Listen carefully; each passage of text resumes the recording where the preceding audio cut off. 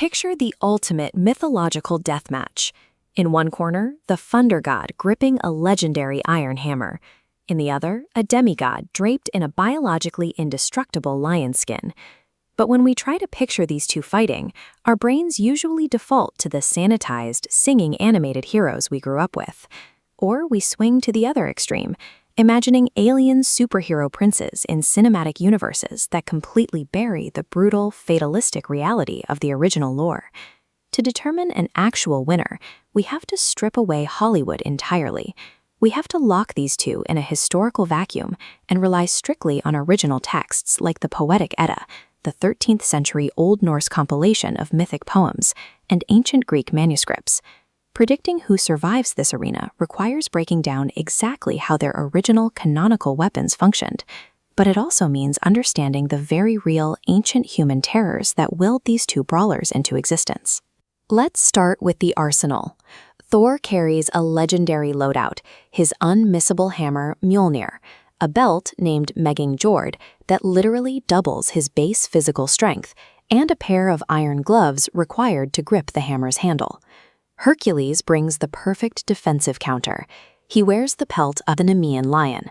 The ancient Greek texts explicitly describe this skin as completely impervious to piercing weapons and massive blunt force trauma. This creates an immediate combat paradox. Thor swings a weapon meant to shatter mountains, but his opponent is draped in a biologically indestructible shock absorber. This diagram shows Hercules' arrows soaked in Lernaean hydra blood, a venom highly lethal to immortals. That toxicity targets Thor's weakness. He dies from the Midgard serpent's venom in Ragnarok. The chemical overlap between these mythological serpents creates a lethal vulnerability. In a pure gear matchup, Hercules walks onto the battlefield holding both the exact armor needed to neutralize Thor's hammer and the specific elemental poison proven to kill a Norse god. But gear is only half the fight. We have to measure their raw physical output, starting in the harsh expanses of Norse mythology. Thor's most famous display of power involves Jormungandr again.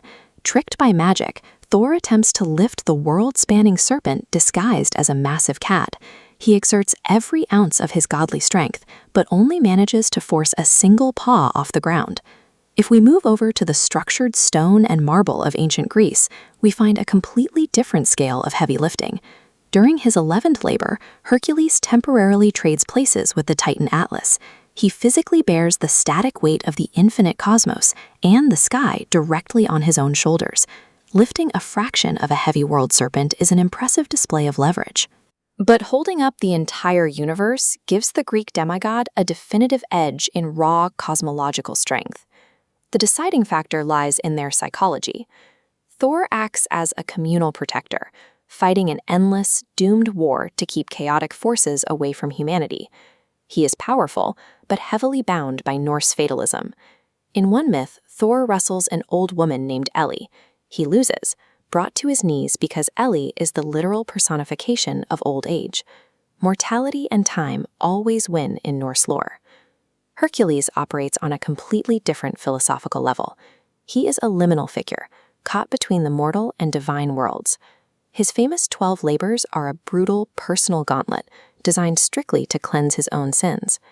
In his mythology, Hercules actually wrestles Thanatos, the Greek personification of death itself. Unlike Thor, Hercules wings the grapple and forces death to yield. Thor swings his hammer to delay the inevitable doom of his mortal pantheon. Hercules fights a deeply personal war to conquer mortality itself and earn his place among the immortals. When you run the simulation using the strict rules of the ancient texts, the winner is clear. Hercules takes the match. He secures victory with a lethal triad: cosmological strength, neutralizing armor, and venom tailored to exploit a Norse god's biology. But stepping back from the combat simulation, we have to look at the ancient human beings who invented these stories out of sheer necessity. The Norse civilization endured freezing, harsh winters and unpredictable natural threats. They needed Thor. They needed a tireless blue-collar brawler who would simply hold the line and protect their communities from chaos.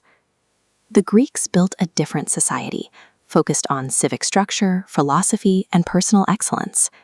They needed Hercules. They needed a deeply flawed mortal whose immense suffering proved that human perseverance could achieve apotheosis, the elevation of a human to godhood. Hercules wins the physical battle of the myths, but both heroes achieved true immortality because they perfectly carried the cultural weight, terrifying fears, and ultimate hopes of the civilizations that forged them.